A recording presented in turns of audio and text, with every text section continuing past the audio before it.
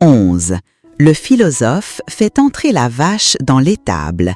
Il y avait un philosophe qui voulait faire entrer une vache dans l'étable, mais qu'il la tire vigoureusement vers l'avant ou qu'il la frappe fort à l'arrière, la vache refusait obstinément d'obéir et de pénétrer dans l'étable.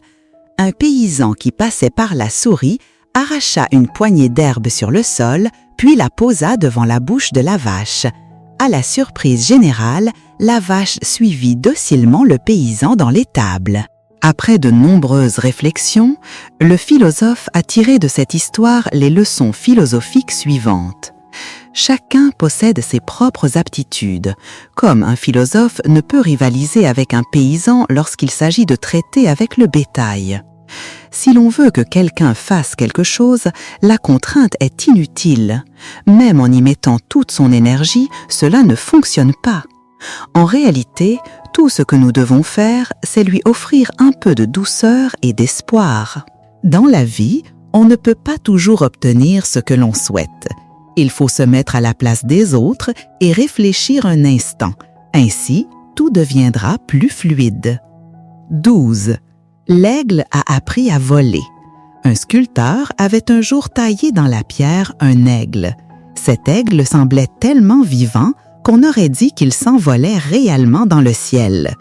Le philosophe, impressionné, vint le voir et lui demanda « Comment as-tu pu sculpter la pierre de manière à ce qu'elle semble s'envoler ainsi ?» Le sculpteur répondit « En réalité, je me suis simplement contenté d'enlever les parties superflues du bloc de pierre. Il suffit d'éliminer ce qui est en trop dans une pierre pour qu'elle devienne un aigle vivant, prêt à s'envoler. » Cela rappela au philosophe une vérité.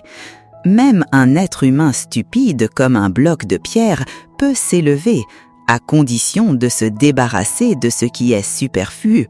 Pour faire simple, les tentations de la vie ressemblent aux tentations de la vie, reprend nos parties superflues d'un bloc de pierre.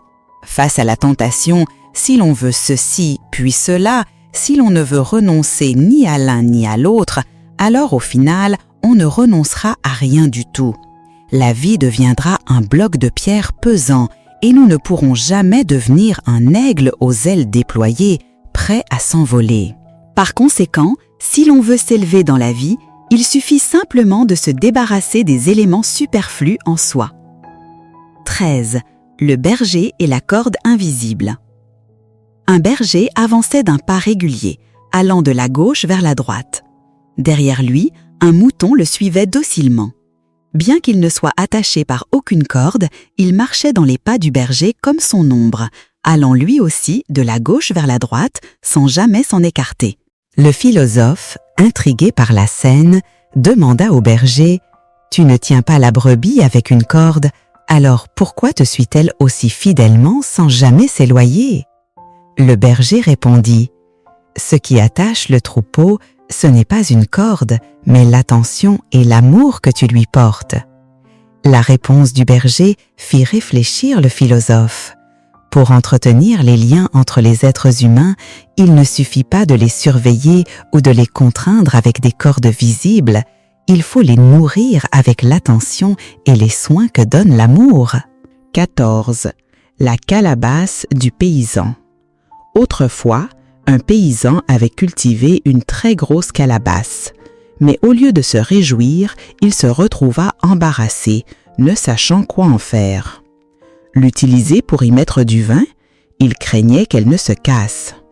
La couper en deux pour en faire une louche, il n'avait aucune jarre assez grande pour y puiser de l'eau.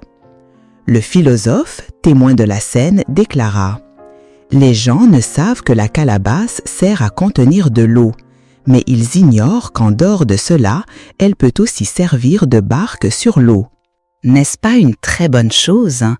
Beaucoup de gens ont tendance à enfermer leurs pensées dans une calebasse, ce qui les empêche à jamais de trouver une issue. Pourtant, il suffit simplement de briser ces anciennes habitudes mentales pour pouvoir franchir avec finesse les blocages de la pensée et découvrir un monde nouveau, plus vaste. 15. Quand on accepte de faire, même ce qui est difficile devient facile, Quand on refuse de faire, même ce qui est facile devient difficile. Cette phrase est tirée du célèbre ouvrage Wei Shui Isho Chikizi Ji, abrégé en Wei Shui, de Peng Duanshu, datant de la dynastie Qing. Le texte original dit « Les choses du monde sont-elles vraiment divisées entre difficiles et faciles ? Lorsqu'on accepte de les faire, même les plus difficiles deviennent faciles.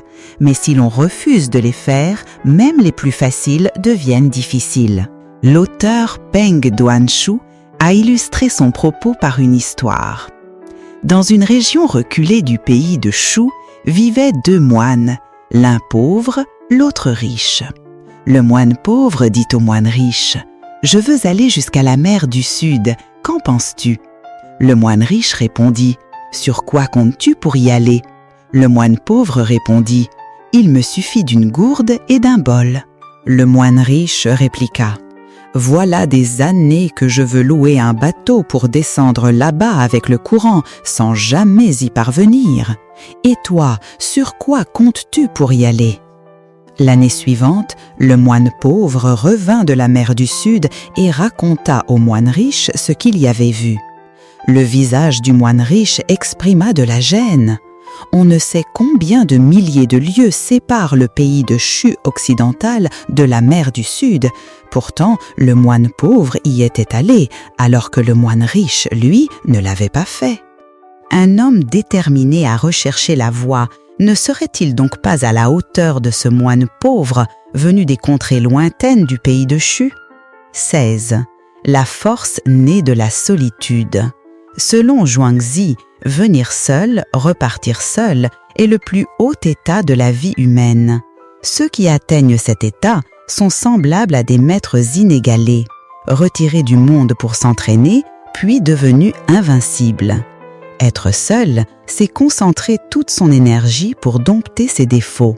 C'est le point de départ de la véritable force intérieure. Dans le chapitre « Promenade au nord de l'inconnu » du Zhuangzi, il est écrit « Le ciel et la terre sont vastes et magnifiques, mais ils ne parlent pas. Les lois des 4 saisons sont claires, mais elles ne débattent pas. Les 10 000 choses contiennent la voix, mais elles ne l'exhibent pas. En vérité, le ciel, la terre et toute chose renferment le grand Dao, mais depuis toujours ils demeurent silencieux dans le non-agir. Seuls ceux dont le cœur est agité aiment le tumulte incessant. Dans ce monde, nul ne peut échapper à la solitude. On est seul, on meurt seul. Aujourd'hui on se retrouve, demain on se sépare. Personne ne peut nous accompagner pour toujours. Parler avec les autres peut apaiser la solitude, mais ne la guérit pas. Plus on parle, plus le cœur devient vide. Quand on se tait, la solitude revient nous envelopper. En réalité, certaines choses, plutôt que de les dire, il vaut mieux les digérer en silence. Raconter aux autres se transforme parfois en sujet de moquerie. Ne gaspille pas le temps que tu as pour toi. Ce n'est qu'en l'absence de tumulte, sans peur et seulement dans la solitude que tu peux comprendre comment changer le cours des choses. Certains disent que ce n'est qu'en traversant le désert désolé du Gobi que l'on peut rencontrer une source claire et fraîche. Le tumulte du monde est une longue route que l'on parcourt toujours seul. Parler en vain ne vaut pas le calme intérieur. Être seul, c'est se comprendre soi-même. Certains disent que les foules ne sont en réalité qu'un rassemblement de nombreuses personnes seules. L'être solitaire est un être libre. C'est dans la solitude qu'il découvre son moi le plus authentique et libère son monde intérieur. Ceux qui aiment les relations sociales sont encore en quête, mais rares sont ceux qui trouvent 1 ou 2 véritables amis de cœur. Les personnes solitaires semblent indifférentes, mais en réalité, elles se comprennent elles-mêmes et savent être leur propre compagnie. Être seul permet aussi de consacrer du temps à soi-même et de faire ce que l'on désire. Parfois même, la solitude procure un sentiment de confort et de liberté. Ceux qui sont constamment dans la politesse vivent souvent dans la fatigue, se pliant aux autres jusqu'à se rendre petits et insignifiants. La vie est précieuse. alors ne la laisse pas être perturbée par ceux qui aiment bavarder inutilement et te faire perdre ton temps. La véritable solitude, c'est savoir échapper aux interférences extérieures et préserver une liberté intérieure. Être seul, c'est se renforcer soi-même. Il y a un proverbe qui dit « ou bien l'on est seul, ou bien l'on est banal ». Tous ceux qui comptent sur eux-mêmes doivent forcément affronter seuls vents et tempêtes. N'aie pas peur de te retrouver dans des situations difficiles, car tout ce qui ne te détruit pas finit par te rendre plus fort. Chaque personne qui réussit a déjà dû remonter seule à contre-courant, traversant des périodes éprouvantes. Derrière chaque moment de gloire se cachent des douleurs et des larmes. Apprends à supporter la solitude et à en faire une habitude. Veux-tu être un aigle ou bien l'un de ces moutons qui suivent aveuglement le troupeau et recherchent la sécurité du groupe? Après une période de retraite solitaire, l'âme peut devenir plus ferme et l'esprit s'éclairer. Alors, la manière d'agir devient semblable à l'art de la guerre, rapide comme le vent, lente comme la forêt, envahissante comme le feu, immobile comme la montagne, imprévisible comme la nuit, retentissante comme le tonnerre. Ceux qui avancent par eux-mêmes sont toujours des êtres redoutables. Une telle personne échouera rarement tout au long de sa vie. Être seul est la meilleure façon de se renforcer. Depuis toujours, les sages et les érudits ont apprécié la solitude. Et ceux qui sont véritablement forts préfèrent avancer seuls. La solitude nous offre le temps d'observer notre propre être, de nous éloigner de l'agitation du monde et de retrouver la paix intérieure. Être seul rend plus résilient, sans dépendre de la force des autres, ni se laisser influencer par le regard des gens. C'est pourquoi il faut chérir le temps passé en solitaire, vivre en accord avec soi-même et s'accomplir dans le court laps de temps qui nous est donné. 17. Comprendre avec le cœur. Autrefois, il y avait 2 montagnes, l'une tournée vers le nord, l'autre orientée vers le sud. De plus, chacune des 2 montagnes abritait un temple. Pour les distinguer, on les appelait communément le temple du nord et le temple du sud. Chaque matin, un jeune moine de chaque temple descendait au marché au pied de la montagne pour acheter des légumes. Ces 2 jeunes moines, pleins d'ardeur juvénile, n'avaient pas encore purifié leur esprit comme le font les sages et ne parvenaient pas à se défaire de bien des attachements.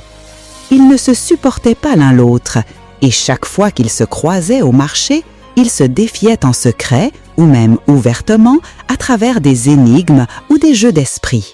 Un jour, le jeune moine du temple du sud demanda « Où vas-tu » Le jeune moine du temple du nord répondit « Là où mes pieds me mènent, c'est là que je vais. » Le moine du sud, ne sachant que répondre, resta frustré, acheta rapidement ses légumes, puis rentra au temple pour tout raconter à son maître.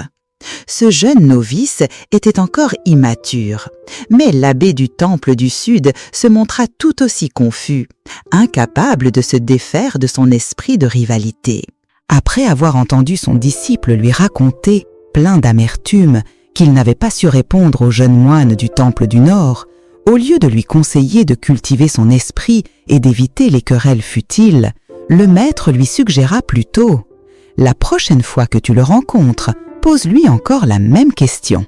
S'il te répond de la même manière, dis-lui « Et si tu n'avais pas de pied, où irais-tu » Ainsi, tu pourras avoir le dernier mot. Le lendemain matin, comme à l'accoutumée, les 2 jeunes moines des temples du Sud et du Nord se croisèrent aux marchés aux légumes. Le moine du Sud demanda de nouveau « Où vas-tu » Cette fois, le jeune moine du Nord répondit « Là où va le vent, j'y vais aussi. » Cette réponse inattendue laissa le moine du Sud sans voix. Il resta figé sur place, incapable de répliquer, une fois encore plein d'amertume. De retour au temple, le maître vit que le jeune moine avait le visage sombre et lui demanda « Serait-ce que la méthode que je t'ai enseignée n'a pas fonctionné? Le jeune moine raconta alors tout ce qui s'était passé.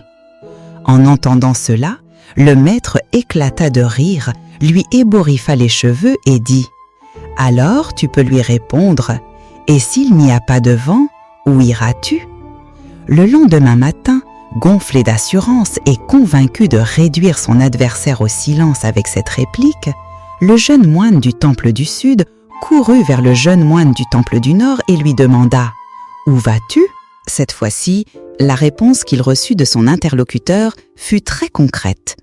Le jeune moine du temple du Nord répondit avec candeur « Je vais au marché ». Le jeune moine du temple du Sud se retrouva une fois de plus sans rien à dire, car il ne pouvait tout de même pas demander « Et s'il n'y avait pas de marché, où irais-tu » Cette question aurait été absurde. En apprenant la situation, le maître poussa un long soupir. Regarder le coucher du soleil, c'est comprendre l'impermanence de la vie. Contempler les nuages blancs, c'est saisir leur liberté. Observer les montagnes, c'est percevoir leur ingéniosité. Admirer les rivières et les mers, c'est ressentir leur immensité. L'apprentissage réside dans la compréhension par le cœur. On ne peut comprendre à travers les autres. Ce qui appartient aux autres restera toujours aux autres. Seules les choses que l'on réalise soi-même nous appartiennent vraiment. À ce propos, la chaîne La Lanterne du Savoir souhaite offrir à chacun cette citation. Un sourire peut changer une journée, une étreinte peut changer une semaine, mais une parole peut changer une vie. Nous croyons que vous avez tiré vos propres leçons de vie. Nous espérons sincèrement que vous partagerez vos expériences personnelles dans les commentaires afin que chacun puisse apprendre les uns des autres. Si vous avez apprécié ce contenu, cliquez sur « J'aime » pour contribuer à le diffuser à un plus grand nombre de personnes. L'équipe de la chaîne La Lanterne du Savoir vous remercie chaleureusement d'avoir consacré votre temps précieux à écouter cette vidéo. 18. Facile en surface, difficile à la racine. Autrefois, un jeune homme aimait toujours se vanter devant les autres. Un jour, son maître l'emmena devant un arbre et lui demanda « Dis-moi, trouves-tu que la cime de cet arbre est belle ?»« Bien sûr, la cime est couverte de fleurs fraîches, comme c'est magnifique !» répondit vivement le disciple. À ce moment-là, une brise souffla et la cime de l'arbre se mit à bruisser. Le maître demanda ensuite « As-tu entendu quelque chose ?» « Bien sûr que oui, le bruit des branches est si clair et agréable !» répondit vivement le jeune homme. « Mais sais-tu comment on appelle la cime de l'arbre en chinois? On l'appelle mat. » Après avoir dit cela, le maître désigna les racines de l'arbre et ajouta « Vois-tu les racines? Entends-tu le moindre son venant des racines ?»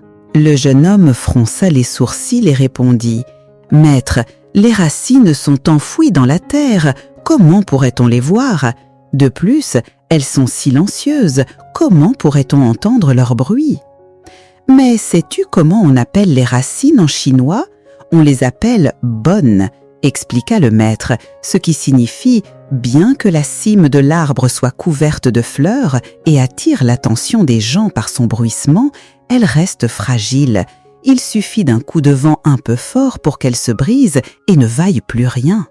Quant aux racines de l'arbre, bien qu'elles soient silencieuses, voire enfouies sous terre, elles représentent pourtant la base même de la vie. Sans elles, il n'y aurait ni arbre, ni feuillage, et bien sûr, aucune fleur au sommet ne pourrait bruisser fièrement au vent. Tu comprends ce que je veux dire?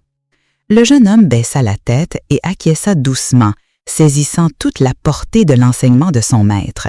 Dès lors, il devint plus posé, mesura ses paroles avec sagesse et surtout ne se vanta plus jamais devant les autres. 19e. Les 3 portes du merveilleux stratagème.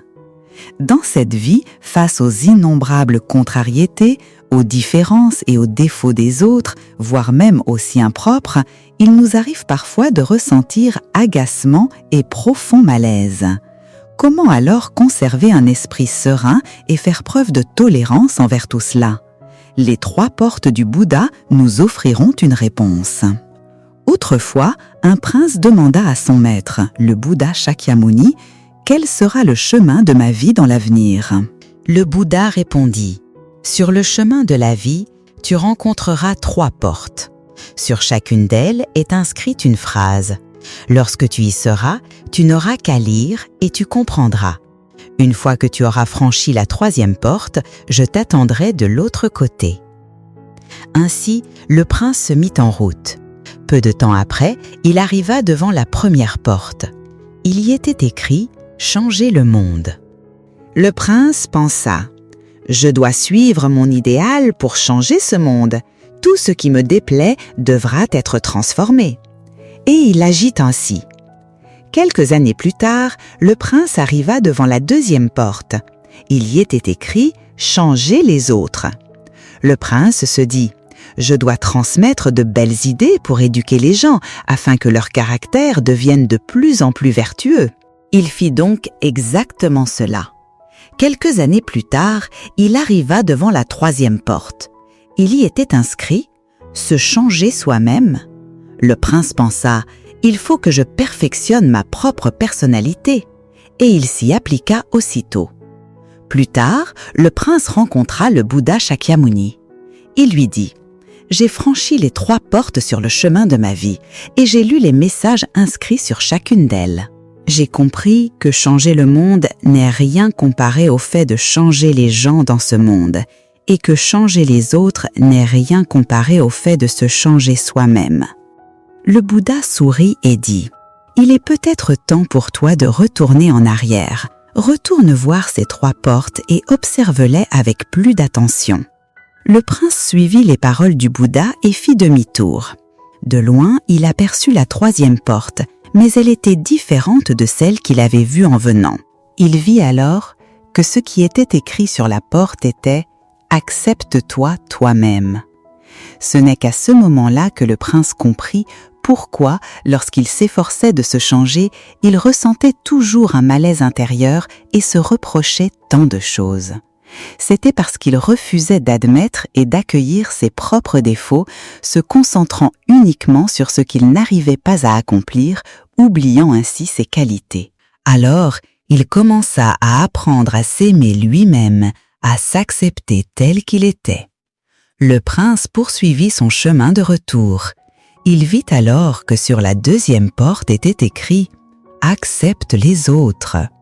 Ce n'est qu'à ce moment-là qu'il comprit vraiment pourquoi il avait toujours été si irritable et contrarié. C'était parce qu'il n'acceptait pas les différences entre les autres et lui-même, qu'il ne voulait pas comprendre ni faire preuve de compassion envers les défauts des autres. Alors il commença à apprendre à faire preuve de tolérance envers les autres. Le prince continua de revenir sur ses pas. Il vit que sur la 1re porte était écrit « Accepte le monde ». Ce fut à ce moment-là qu'il comprit pourquoi il avait échoué sans cesse lorsqu'il avait tenté de changer le monde. C'était parce qu'il n'acceptait pas la réalité selon laquelle, dans ce monde, il existe de nombreuses choses qui ne peuvent pas toujours correspondre à ses souhaits. Il voulait toujours contraindre les autres, les contrôler, tout en négligeant de s'améliorer lui-même. Il commença alors à apprendre à embrasser le monde avec un cœur vaste et ouvert. À ce moment-là, le Bouddha Shakyamuni l'attendait déjà. Il dit au prince « Je pense qu'à présent, tu sais ce que sont l'harmonie et la sérénité. » L'histoire des 3 portes nous enseigne que, dans la vie, chacun doit reconnaître ses qualités et ses défauts et surtout ne jamais cesser de se perfectionner pour devenir une personne noble et bienveillante. Il faut avoir un cœur ouvert et tolérant envers les autres, savoir se mettre à la place d'autrui pour réfléchir, semer des liens bienveillants partout sans jamais nourrir de rancune ni d'inimitié. C'est ainsi que nous pourrons vivre en harmonie avec tous et devenir une personne véritablement utile à la société. 20e partie. Jiang Ziya, 3 points essentiels de la vie humaine.